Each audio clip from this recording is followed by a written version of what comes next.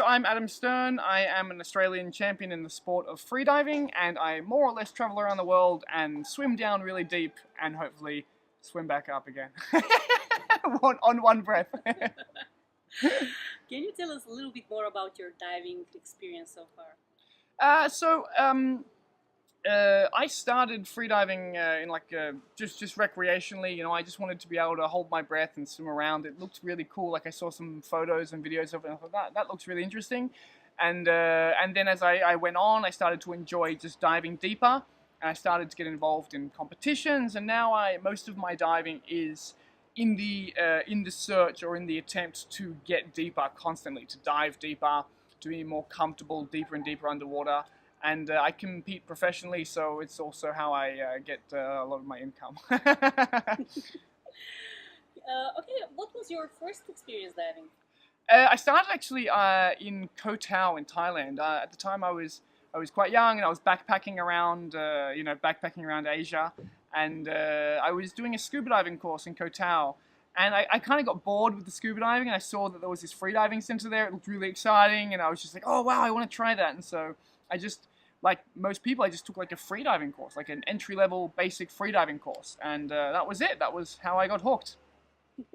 You told us a little bit about it, but still, what is diving for you in the moment? I mean, so what I like most about like free diving or my life in free diving is the training. So like I love the lifestyle of just training. Like, you know, I wake up in the morning and I go to the pool and I train, or I go to the gym and I train, or I go to the ocean and I train. Like every day I'm just training. Sometimes I take a rest, but so I love the lifestyle of just constantly training, constantly improving, and then I also enjoy competitions. I like the thrill and the anxiety and the whole build up of it all. I enjoy the whole process of competing. So you know, I also dive for the love of like the ocean and for like enjoying the marine life and enjoying the marine landscape. But if I was being real honest, I just like going deep. Why would you recommend to people to start diving? Oh gosh, I mean, I think people freedive for so many different reasons. I mean, some people love it for like a method of exploring the underwater world or engaging with marine life. I mean, on breath hold is probably the best way to engage with most marine life and to get real, genuine, beautiful interactions with them. Others like to get into underwater photography, and I think also for a lot of forms of underwater photography, diving on breath hold is a lot better than diving on scuba. Um, we teach people how to freedive who want to be able to be more comfortable from like longer hold downs with surfing. We teach people we teach people who have issues with anxiety and depression to freedive as a method of managing their minds and their breathing and their circumstances. Like there are 1,000 different reasons and motivations for freediving right now. And it's but for the most part, I think people just like to go under and look at the fish. Can you share with us your funniest story?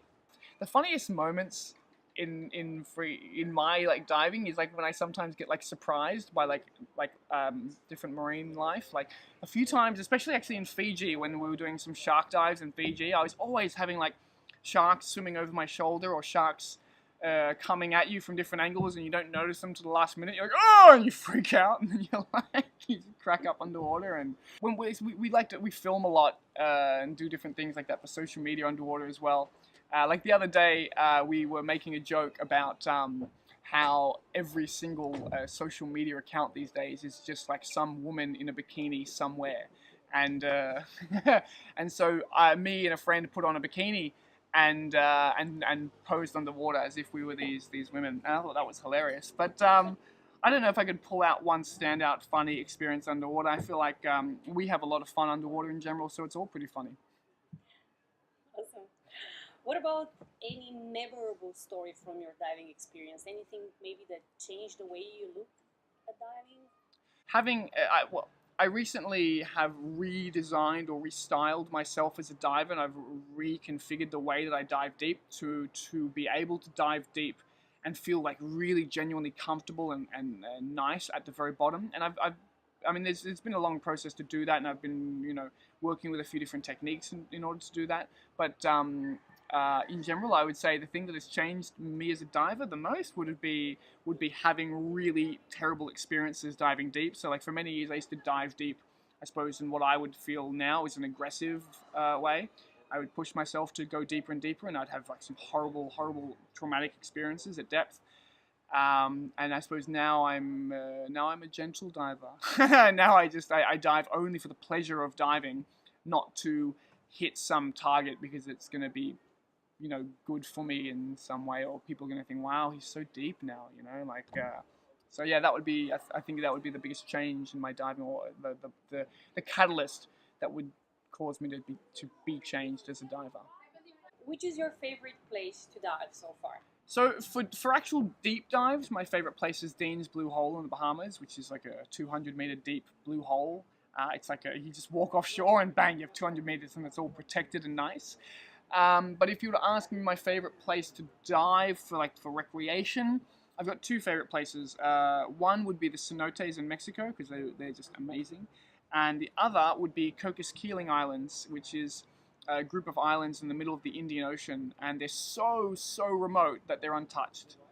So I feel like Cocos Keeling Islands was the only place in the world I've ever been to that I felt like, wow, this is actually what the ocean should look like, or this is what the ocean looked like before we destroyed so much of it. So yeah, definitely my favorite there.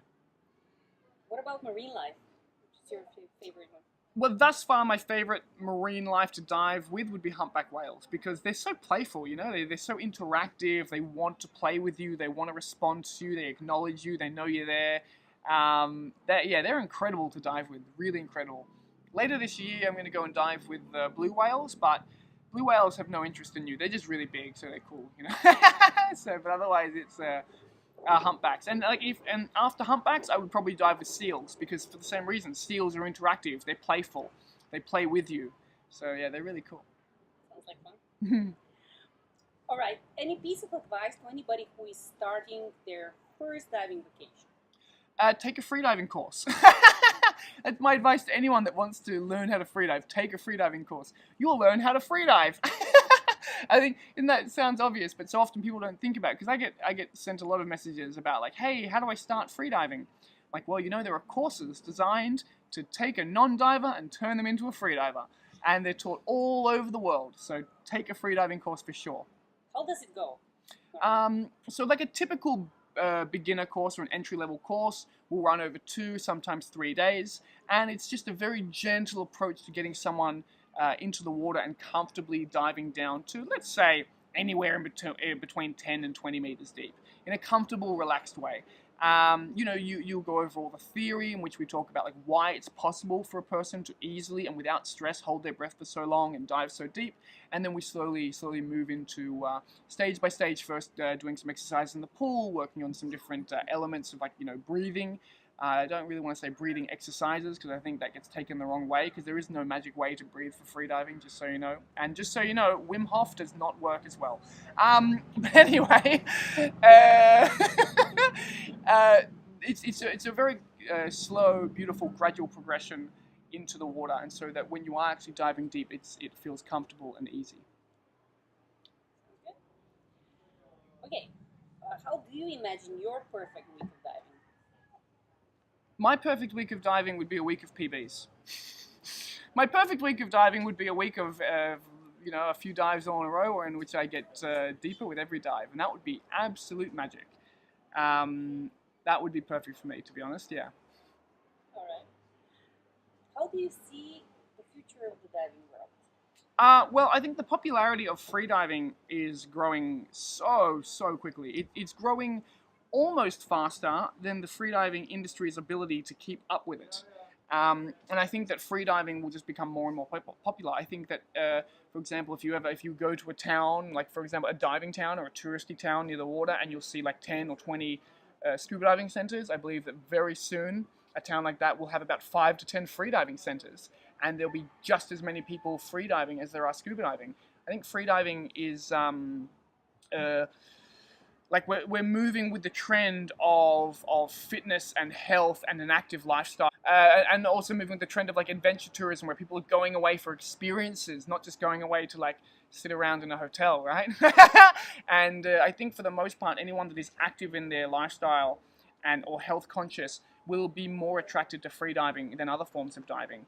And I believe it's just the way that things are going in terms of trends with humans. With all the free divers we've spoken, Mhm. what we noticed as a trend is that everybody's saying that that's the best way to actually learn more about yourself. Oh, for sure. How does it happen? Well, I mean, I think that I would disagree that freediving is the best way to learn about yourself. I think that freediving is a tool for building awareness and introspection. For example, I think that you can learn just as much about yourself by climbing, by like a rock climbing, or surfing, or running, or any sport in which you're constantly forced to develop a higher level of awareness of what you're doing, forces you to constantly assess and look at yourself and develop. And sometimes that development happens on a broad level. Sometimes we develop as humans doing this, and sometimes we don't, because not every freediver develops to be an evolved human being through freediving. It's a great tool to develop awareness, and we do this as well. Because we are constantly challenging ourselves. We're constantly confronting our fears, and we're constantly learning how to overpower them. And so it's also an incredibly empowering thing, learning how to freedive. What's the connection between free diving and yoga? There isn't one. The connection with freediving and yoga is that both of them are slow and relaxed, or most of the. Honestly, I don't do any yoga, and I never really have. I don't know anything about yoga, and I don't incorporate it into my diving. Very few freedivers, that like competitive freedivers, do. None of the people that I dive with incorporate yoga or much yoga into their freediving. I think that it's more of a legacy. Like, I think that in the beginning of freediving, when it was developing, there was a lot of like yoga involved in it, because a few specific freedivers, a few specific grandfathers of freediving, would incorporate it into their training, so it got passed on. But then as time went on, we realized that it really wasn't essential, and there were other forms of cross training that were much more beneficial. So I would say there is as much connection between yoga and freediving as there is between freediving and running, or freediving and going to the gym, or freediving and doing backflips. What about the main difference between free diving and scuba diving? Well, in one of those you're breathing, and in the other one you're not breathing. Look, I like scuba diving. I think there are some parts of the world I go to, and some dive sites I go to, that it's better to scuba dive. It makes more sense to scuba dive, and there are others that it makes more sense to free dive.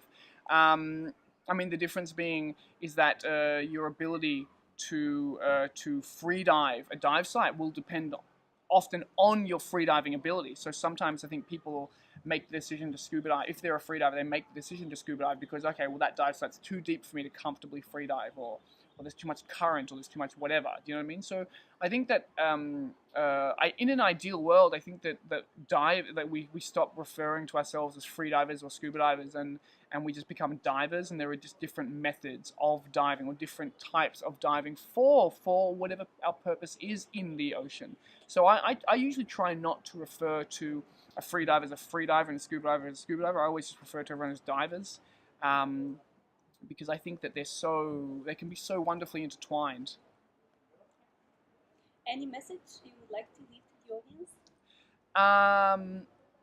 Just that if you do have the urge to freedive, or if you have the desire to freedive or explore the ocean like that, I encourage you to take yourself up on that urge or desire, because it is a beautiful thing.